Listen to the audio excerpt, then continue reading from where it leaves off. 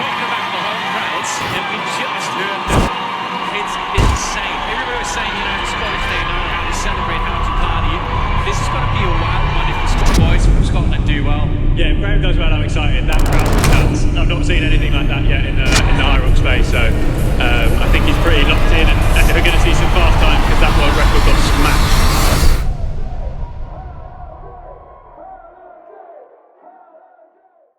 Yeah, I had a nightmare.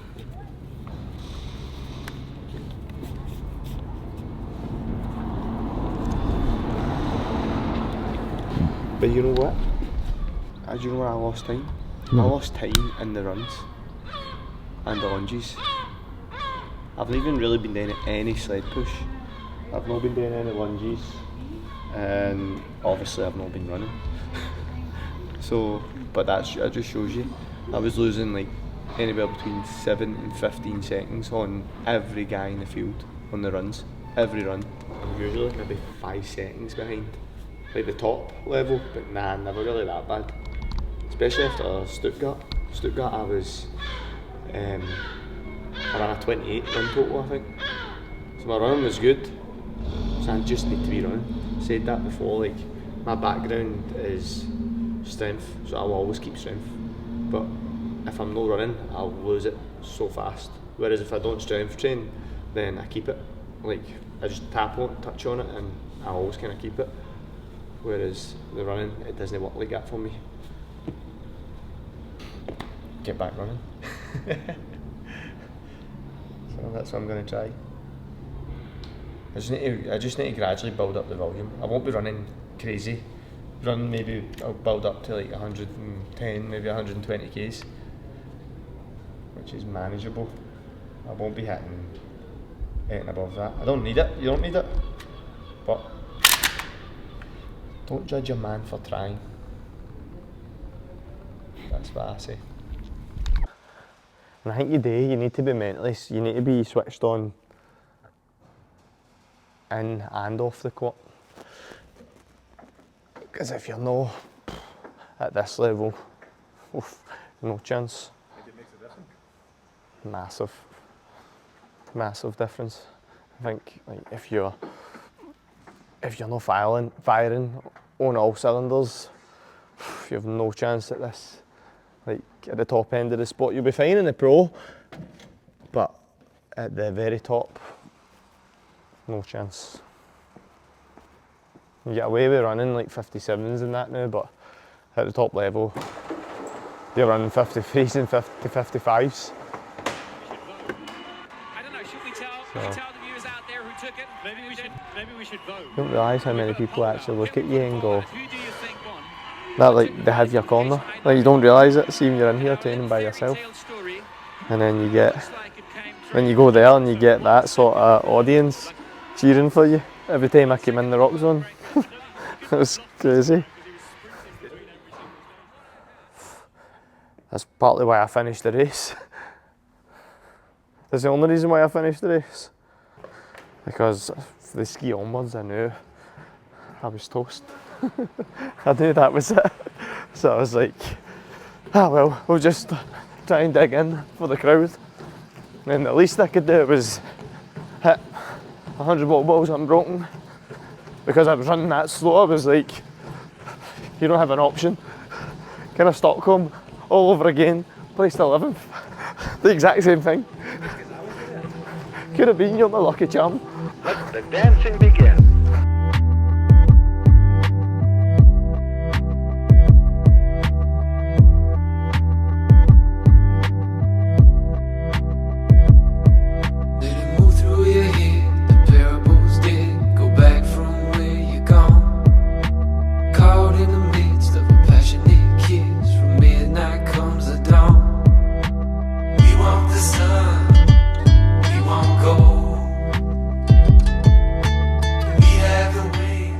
Basically what happened was, around 6 weeks ago, it just came about, it just literally happened. I just got an injury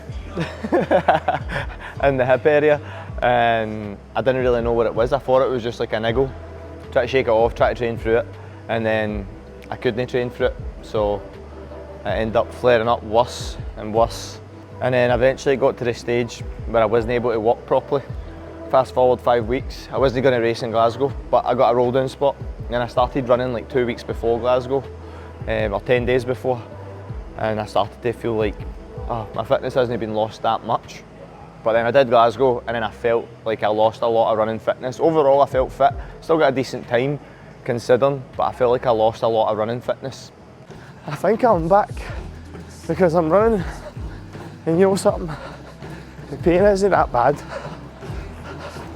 Sometimes I think when you get an injury, I just mentally, you just think about it and think about it.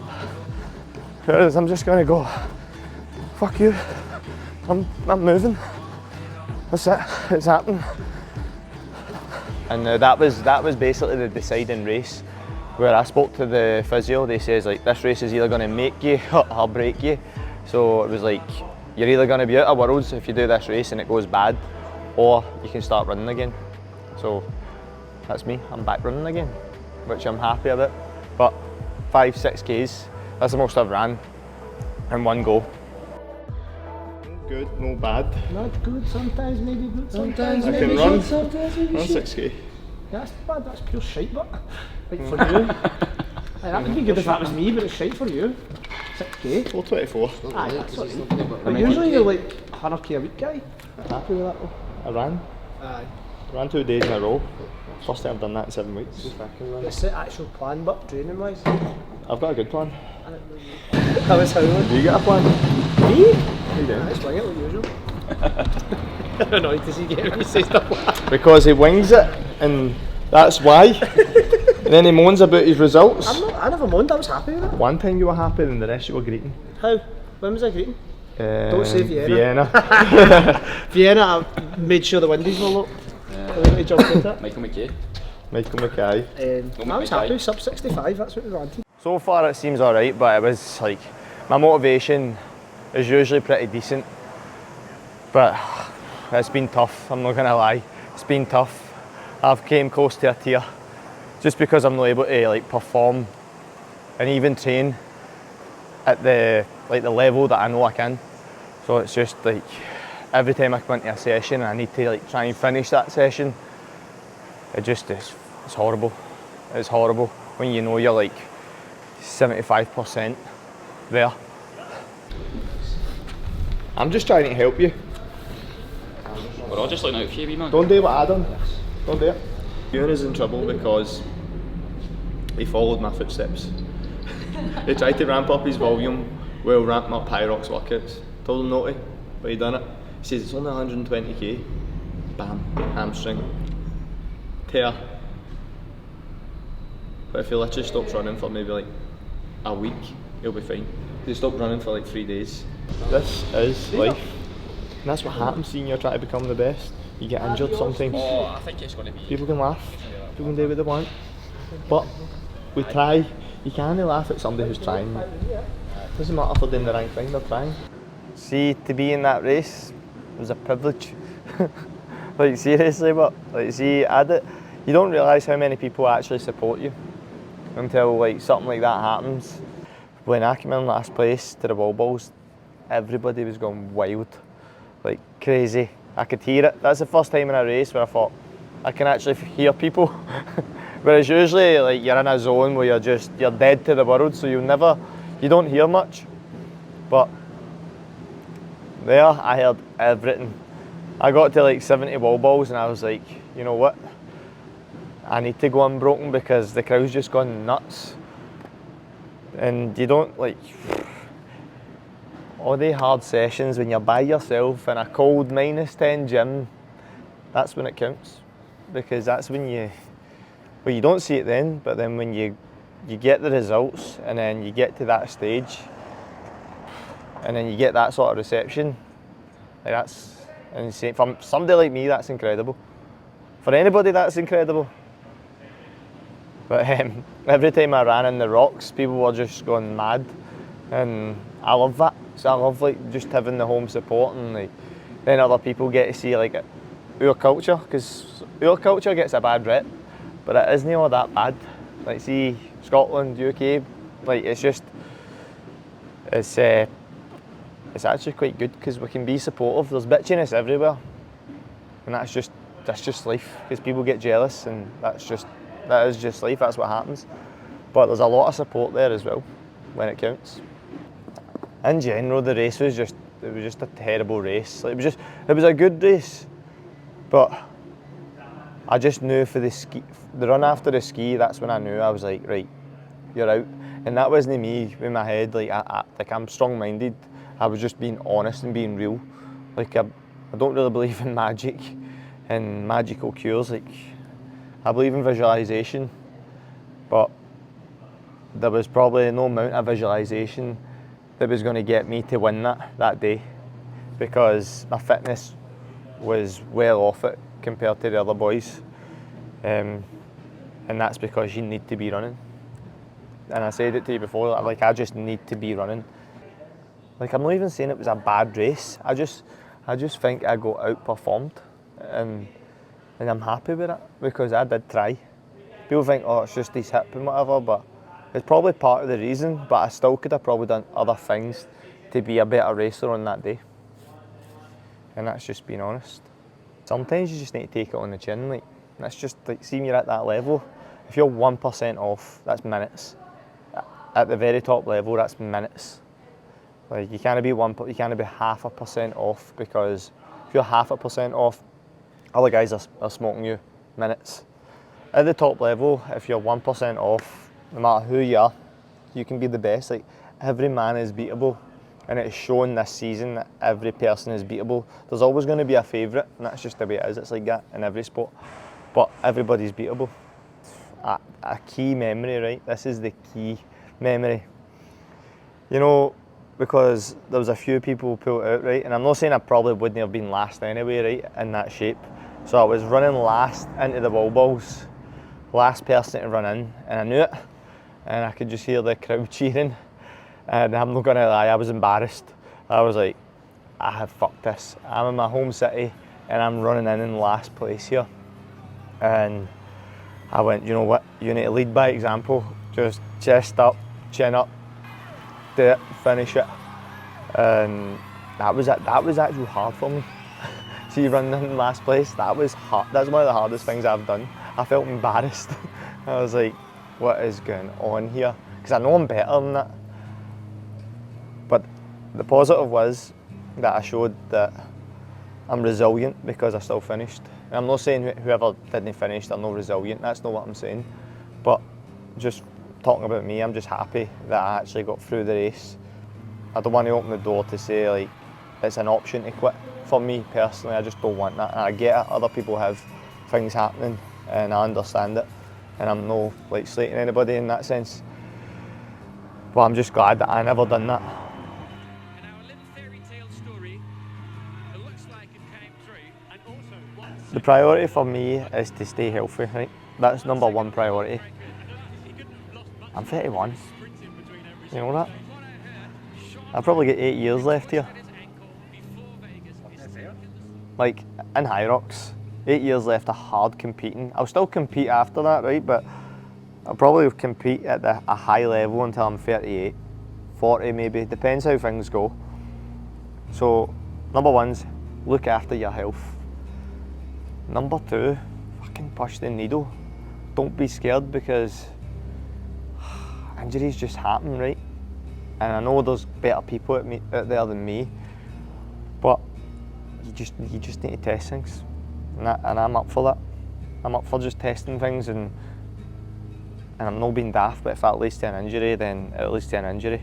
I'm willing to test it. I want to learn things myself, and then when I get injured, how do I go about getting better?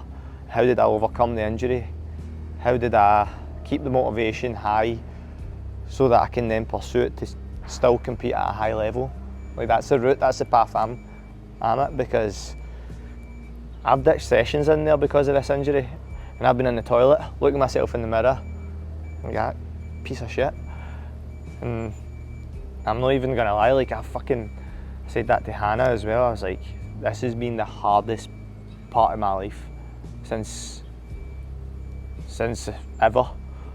And I know it might not be that serious to some, but when you're at that level and you're trying to race like as high as possible, as hard as possible, like, and you're usually used to training at this level, like pretty hard, and then you can only train at this level. It's heartbreaking. And there's a lot of things that I'd be grateful for, but sometimes when that one thing happens, you can't take your mind off it, and you just think about it and think about it and think about it. I go to sleep thinking I've got a sore hip. It's probably just like 50% in my mind, and it's probably not as bad as I think it is. There's people that are a lot worse. So I just need to remind myself of that, and remind myself why I do these things, and remind myself that somebody needs to be a leader, somebody needs to be the person to like take charge of these things, so that other people, when it happens to them, they go, he's done it, right, so I can do this. How did he overcome it? How was his mindset? How did he go about this? Like, that's the stage I'm at. I need to figure out like how to go about this, really. And I think I'm getting there, and I'm feeling happier again. Not that I was sad, like I've not got any form of depression or anything like that, but I was getting down, not gonna lie. I was in a bad way for a couple of weeks. They could see it in me, then I was like, what is going on? The coaches in here actually seen it in me, and I was like, I'm supposed to be the guy that everybody looks at and goes, you should be doing this, you should be whatever, being happy, training hard. And I'm coming in and I'm going, can't be fucked, can't be bothered doing this. And that's the stage I got to for 2 weeks, but give myself a slap, water on my face, and you just get on with it. You don't know how many people come up to me and was like, I got 100 ball balls unbroken. Like, not just clients, like just random people come up to me and like, you motivated me to get 100 ball balls unbroken. Like, I love that. I think that's amazing. Like, I've done one thing and it's affected, I think 5 or 6 people come up to me. It's affected 5 or 6 people, but it's probably affected more people than that. But that's just the 5 or 6 that's come up to me. And that's your reminder to go, right, this is why you do these things. But then, if you don't have that, why do you do it? It needs to come within. Why do I want this? Because I want a better life. I want to be fit. I want to show people, no matter where you come from, no matter how bad you've had it, you can push. You can do great things with your life. Sport can change your life.